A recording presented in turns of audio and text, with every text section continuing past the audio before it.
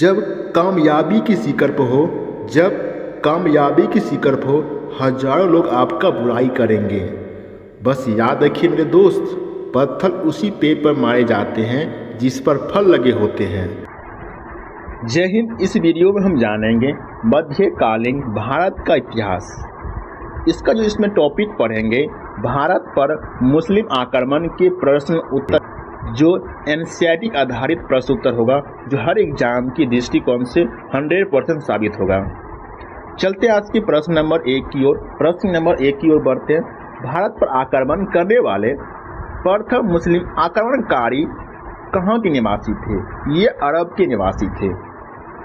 वर्ष 711 में भारत पर सर्वप्रथम मुस्लिम आक्रमण किसके नेतृत्व में किया गया था? 711 ईस्वी में जो मुस्लिम आक्रमण हुआ था, किसके नेतृत्व में किया गया था? ये था उबैदुल्लाह के नेतृत्व में। कहा जाता है कि वर्ष 712 में मोहम्मद बिन कासिम के सिंध के राजा दाहिर को पराजित कर ठट्टा के समीप स्थित देवल बंदरगाह को अपने अधिकार में ले लिया गया था। सिंध के क्षेत्र में मोहम्मद बिन कासिम के अंतिम विजय किस नगर पर प्राप्त की थी? सिंध के जो क्षेत्र में मोहम्मद बिन कासिम थे, अंतिम विजय किस नगर में प्राप्त की थी? ये मुल्तान में। भारत पर जजिया कर लगाने वाले प्रथम शासक कौन थे? भारत पर जजिया कर लगाने वाले प्रथम शासक मोहम्मद बिन कासिम थे। सिंध के क्षेत्र में अरबों के द्वारा किसका प्रचलन प्रारंभ किया गया था? ये ऊंट पालन और खजूर की खेती करना शुरू की थी।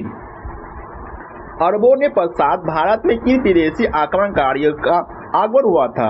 अरब के बाद तुर्कों का आक्रमण शुरू हो गया था भारत में। तुर्की गजनवी वंश की स्थापना किसके द्वारा की गई थी? ये अलबगीन गजनी के द्वारा की गई थी। भारत पर प्रथम तुर्की आक्रमण किसके द्वारा किया गया था? भारत में पहला तुर्की आक्रमण अलबगीन गजनी के द्वारा किया गया था। वर्ष 712 ईस्वी में भारत पर सर्वप्रथम सफल मुस्लिम आक्रमण करने वाले कौन थे? 712 में पहला आक्रमण भारत में करने वाले थे मोहम्मद बिन कासिम थे। अलबगीन गजनी अपने आक्रमण के दौरान पश्चिमोत्तर भारत में किस हिंदू शासित शासक को पराजित किया था? जयपाल को पराजित किया था। महमूद गजनवी द्वारा वर्ष 1025 में सोमनाथ मंदिर पर किए गए आक्रमण के दौरान गुजरात का शासक कौन था? जब 1025 ईस्वी में सोमनाथ मंदिर पर आक्रमण किया था गजनवी, उस समय गुजरात के शासक कौन था? भीम प्रथम थे। कहा जाता है कि मोहम्मद गजनवी भारत पर 1000 से 1027 ईस्वी तक मध्य में 17 बार आक्रमण किया। इसके आक्रमण का मुख्य उद्देश्य था भारत की धन संपदा की लूटना और न कि साम्राज्य की स्थापना करना। इसका एक ही लक्ष्य था, धन को लूटना। महमूद गजनवी के साथ भारत आने वाले प्रसिद्ध इतिहासकार कौन था? इसके साथ आने वाले प्रसिद्ध इतिहासकार अल-बरूनी थे।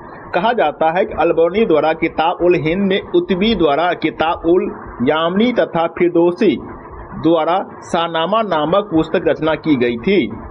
महमूद गजनवी के पश्चात मोहम्मद गोरी द्वारा भारत पर प्रथम आक्रमण किस वर्ष हुआ था? मोहम्मद गोरी ने 1175 ईस्वी में मुल्तान पर आक्रमण किया था। इसके बाद मोहम्मद गोरी वर्ष 1178 में अलीवारा पाटन पर आक्रमण करने के दौरान किसके द्वारा पराजित किया गया था? भीम द्वितीय के द्वारा पराजित किया गया था। पहली बार मोहम्मद गोरी को भीम द्वितीय ने इसको पराजित किया था। पहली बार 1178 में मोहम्मद गोरी पराजित हुआ था। तराइन का प्रथम और द्वितीय युद्ध किनके मध्य में लड़ा गया था? तराइन का प्रथम युद्ध 1191 ईस्वी में हुआ था। तराइन के द्वितीय युद्ध 1192 ईस्वी में हुआ था। 1191 ईस्वी में तराइन के प्रथम युद्ध में मोहम्मद गोरी और पृथ्वीराज चौहान तृतीय के बीच युद्ध हुआ था, जिसमें पृथ्वीराज चौहान की विजय हुई थी। 1192 में तराइन के द्वितीय युद्ध में मोहम्मद गोरी और पृथ्वीराज तृतीय के बीच में युद्ध हुआ था। पृथ्वीराज की हार हुई थी। इसमें प्रथम युद्ध 1191 ईस्वी में मोहम्मद गोरी पराजित हुआ था। द्वितीय युद्ध में 1192 ईस्वी में मोहम्मद गोरी विजित हुआ था। मोहम्मद गोरी ने कन्नौज के शासक जयचंद की इस युद्ध में पराजित किया था। मोहम्मद गोरी ने कन्नौज के शासक था जयचंद को चंदावर के युद्ध में 1194 में पराजित किया था। मोहम्मद गोरी के साथ भारत आने वाले प्रसिद्ध सूफी संत कौन थे? शेख मोइनुद्दीन चिश्ती थे। सिक्कों पर देवी लक्ष्मी की आकृति किस मुस्लिम शासक ने बनवाई थी? देवी लक्ष्मी की आकृति सिक्के पर मोहम्मद गोरी ने बनाया था। कहा जाता है कि बख्तियार खिलजी मोहम्मद गोरी का एक साधारण दास था जिसने बंगाल बिहार की विजय प्राप्त की थी। इसने अपने आक्रमण के दौरान नालंदा एवं विक्रमशिला विश्वविद्यालय को नष्ट कर दिया था।